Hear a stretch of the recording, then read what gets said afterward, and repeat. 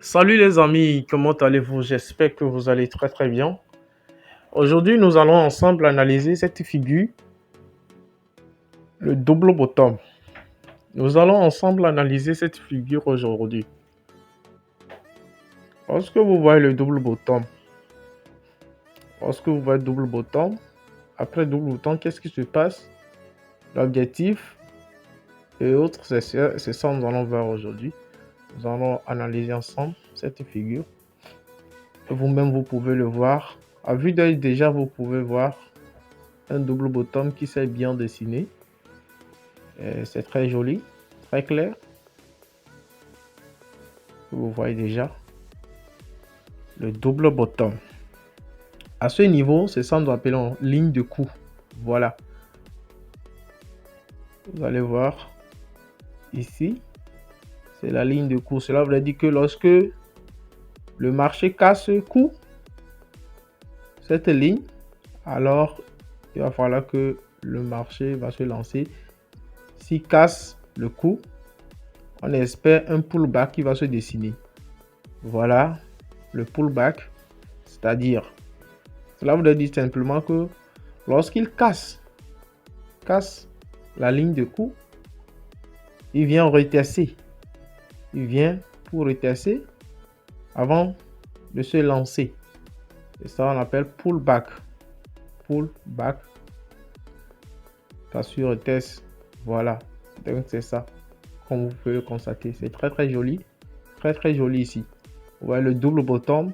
Après le double bottom, pullback. Après maintenant le pullback, le marché se lance. Et lorsqu'ici vous voulez prendre position, vous prenez position au niveau de la ligne de coup et vous placez votre stop loss juste derrière. Voilà. Et c'est ça. Vous voyez comment c'est très très.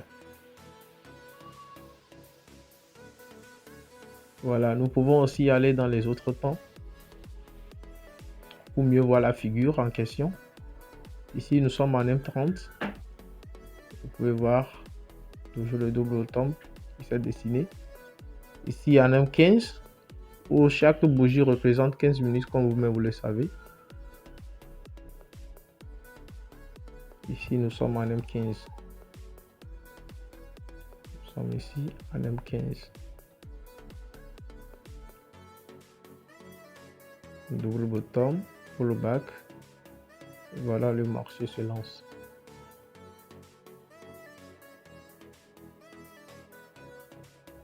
Donc spécialement pour l'analyse de la figure double bottom, vous pouvez remarquer. Et c'est ça. C'est ça. Nous sommes ici en H1. Et vous allez voir.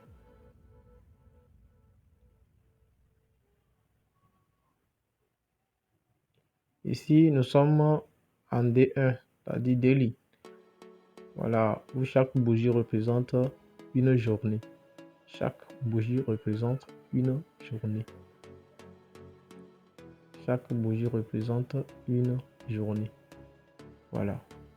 Donc, si vous voulez faire le swing, il est très préférable d'aller dans les temps supérieurs pour pouvoir bien analyser le marché et prendre vos positions. Voilà. Donc ici, nous sommes en H1. H1 qui voudrait dire simplement chaque bougie représente une heure de temps.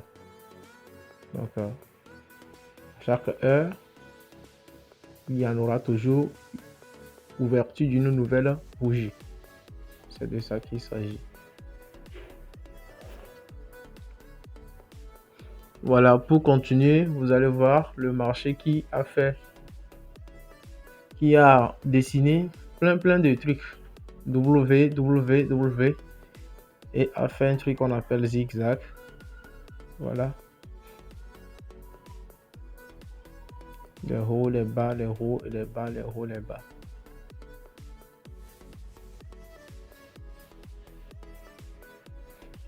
Comme c'est sur un téléphone mobile, je suis en train d'analyser.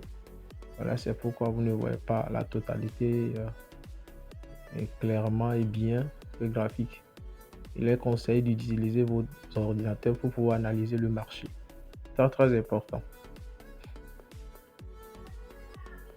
Et si c'est un téléphone que vous utilisez, essayez de mettre la rotation. Vous tournez le téléphone pour pouvoir mieux voir le marché, les graphiques. C'est très important. Puisque lorsque vous ne tournez pas le téléphone pour pouvoir mieux voir ce qui s'est passé dans le passé avec le graphique, ce que le marché a fait dans le passé, vous risquez de ne pas voir les zones d'ombre, voilà la totalité du graphique du marché. Et cela pourra toutefois vous induire en erreur. Voilà. Donc, voilà le marché dans son passé. Et ici, nous allons voir quelque chose. Vous voyez l'euro? Actuellement, le marché est là-bas. Vous voyez, donc nous allons placer, nous allons mettre une résistance. Nous allons tracer une résistance. Voilà. Nous allons tracer une résistance là-bas. Actuellement, vous voyez là où se trouve le marché. Nous allons voir. Après tout, nous allons voir la continuité. Vous voyez? Exactement. C'est là où peut être l'objectif. L'objectif que peut faire après le pullback. Après le pullback, justement, pour pouvoir mieux voir l'objectif, vous allez mesurer la longueur qui est entre les W là, les double bottom là, vous mesurez et puis vous remesurez, vous prenez la même mesure pour l'objectif que fera le marché après le pullback. Voilà. Donc, comme vous pouvez le constater, voilà, et j'ai fait truc là. Voilà, vous allez constater que lorsque le marché est arrivé à ce niveau, ça a rechuté. On avait tracé ça depuis. C'est la continuité en fait. C'est la continuité. Donc, vous allez remarquer que c'est retombé, c'est rechuté.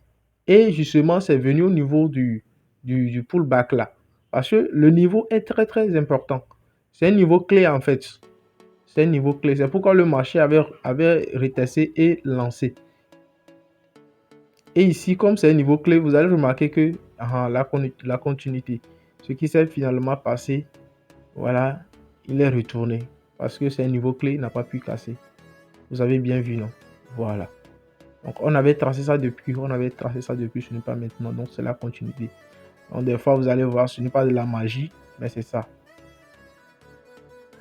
Pour tous ceux qui seront intéressés, tous ceux qui veulent s'initier, connaître les bases dans le domaine du trading, je laisserai un lien d'un groupe Telegram dans la description. Vous pouvez toutefois intégrer le groupe pour pouvoir en bénéficier des analyses et connaître les bases du trading. Donc, si vous êtes là pour la première fois, n'hésitez surtout pas à vous abonner et activer la cloche de notification pour rien ne rater prochainement. D'ici là, portez-vous bien, on est ensemble.